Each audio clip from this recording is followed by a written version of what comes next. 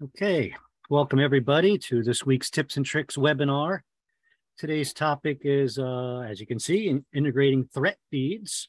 Please use the Q&A chat if you have any questions during the webinar. We'll make sure we get to those. Our presenter today is an SC from Maryland, Steve Grimes. Steve, floor is yours. All right, great, thanks. Good morning, everybody. Please don't be bashful about putting comments and questions in the chat.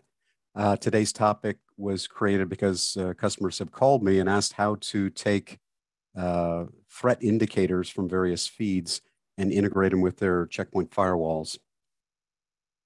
So first, on the relevance of that, the feed content are typically IPs or ranges, signatures, HTTP request patterns. There are a lot of different types of signatures. And so they want to be able to incorporate the most important or urgent of those into their checkpoint threat rules. And so there's sort of a life cycle here where you go from 0 day all the way through verified bad, and they feel as though they want to be able to grab indicators that are along a certain portion of that life cycle or have other high indicators that they want to be able to feed to the checkpoint manager. And they have various sources, right? They have commercial sources, they have community sources, they may have internal sources where they're gathering these from SIMs.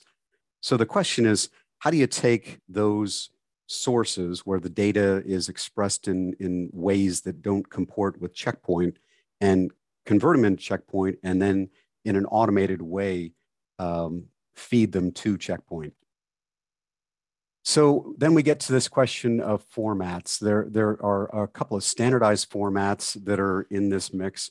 There are TAXII feeds, which allow the discovery and collection and so forth. And then sticks is the expression of the threat indicators. And that's one of our problems. I'm going to show you a little bit further on in a slide where we accept sticks 1 and CSV, and generally the feeds are sticks to JSON. So that's a conversion that has to happen. And then the other type of feed is an API. And this is increasingly prevalent, especially in commercial feeds, where providers think that the API is a much more stable, high performance sort of a way to present a feed. And they're usually RESTful feeds. So those are the two general types of feed formats that I've run across in my customer base. Now, let me just say before we go into how we approach this on a do-it-yourself basis, that there is a checkpoint product called NDR, which allows you to feed your logs to us. We surface relevant threats, the most urgent threats, through machine learning.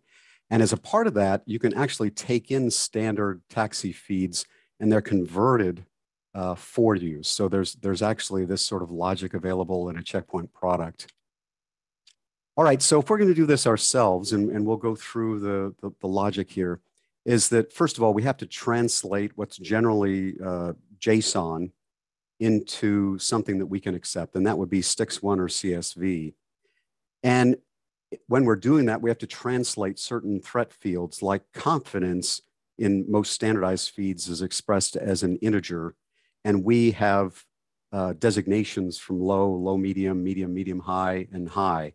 So we need to translate those things unless we want to just take a standardized value. And then we need to write these values that are translated to some sort of a feed server. So we're going to talk about the different forms that feed server can take. So this is just one example of some JSON input from a feed. And I put a couple of the fields in red, the really important ones here. Obviously, you need the indicator of whatever type it is. Its severity, confidence is a good value to have. So a lot of these other fields may or may not be relevant. You can keep them with the feed if you like, if they help you either analyze the feed or dispose of the feed after a certain time period. But there are probably just a few important indicators within the feed that you need to keep. And so when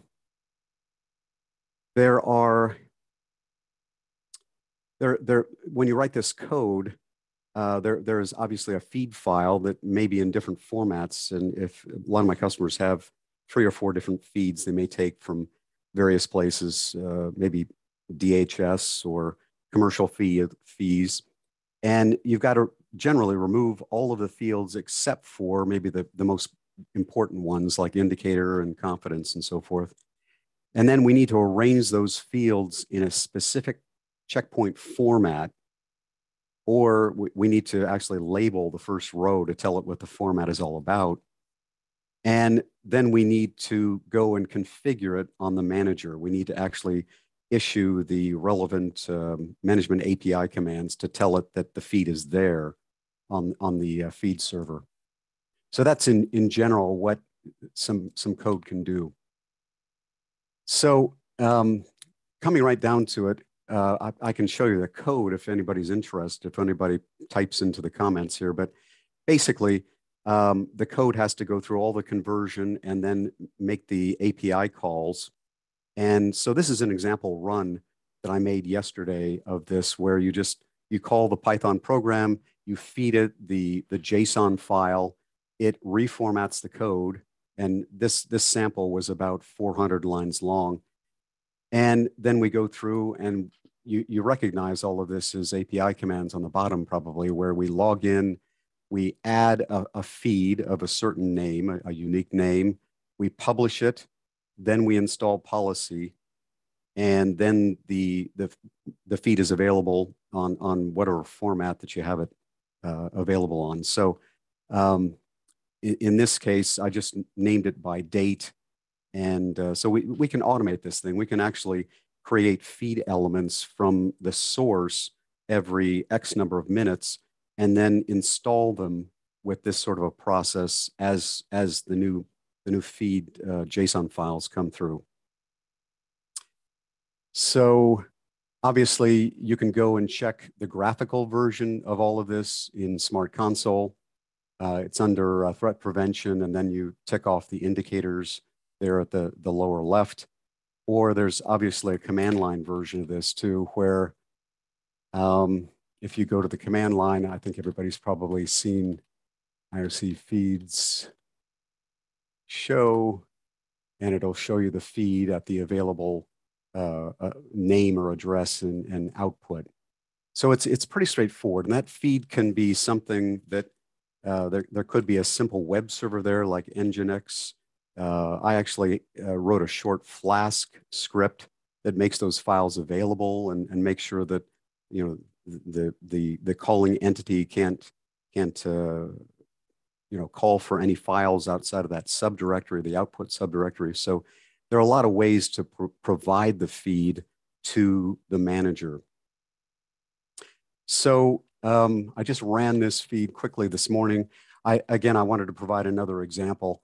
Again, we just going through and converting the actual source JSON into a CSV, which takes about a second for the 400 rows.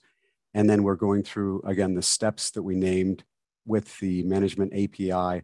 I didn't want to run this live because it takes 3 or 4 minutes. It's like watching paint dry. So I just wanted to provide an example. So that's the short version. I've also got a document that describes this in depth if anybody's interested. And we did have one person, sorry to interrupt, say they would like to see that code that you mentioned a minute ago. So, okay. Yeah, this is pretty straightforward. I think that if I was to do this on a large scale, I would probably use other tools like Pandas and PyTorch and so forth. But basically, what I wrote is just a script that takes in the JSON file, first of all, and then it actually removes the unneeded keys according to whatever pattern you've got in the keys that you want to keep. And then we convert the standardized confidence to the checkpoint string that's relevant within the relevant ranges. And then we make sure that the actual columns are reformatted in a specific order. And then we create the file using that information. And then the create feed function, which is up here at the top, is pretty straightforward. I mean, I think that our Python wrapper makes it pretty easy. Basically, you log in. You know, this is all familiar to people who've worked with our API. You log in, you make a add threat IOC feed call. We're going to publish, and then we're going to install policy. So it's very straightforward. And I think that again, if you did this on a larger scale, you'd probably use generators and tools like PyTorch to try to take this on in chunks, and you probably write a lot more error handling around our API part. So again, this sort of thing is available on my Checkpoint GitHub. So it's pretty straightforward. It's not rocket science. We have any other questions, Rob? Nope, just somebody else mentioned they would like the doc you mentioned also, so we'll make sure we okay. Provide. Yeah, can I send that? How do we send that out? Send it to me. I'll do the follow-up email. We'll get it to people. All right. Yeah, it's got all the example and all the data and the in detailed explanations as to how to approach this.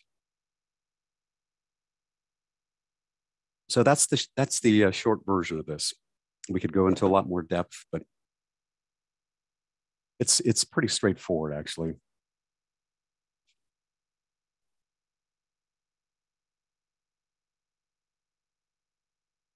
Okay, I think we're good now. Go ahead.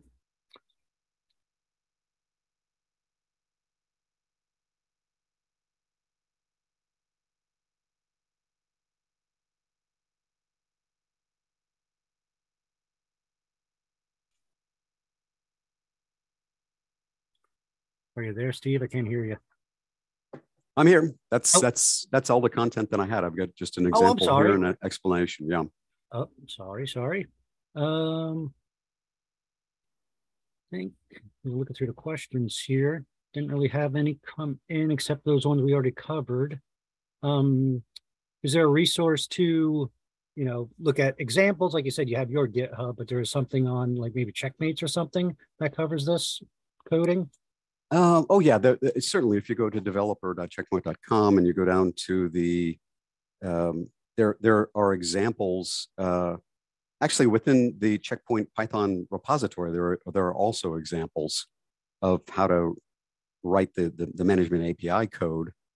There are 3 relevant IOC feed SKs on our support site that go into some depth about how it all works and how it all has to be arranged, and how to look at some of the log files to see how we interpret some of the feed parameters, that sort of thing.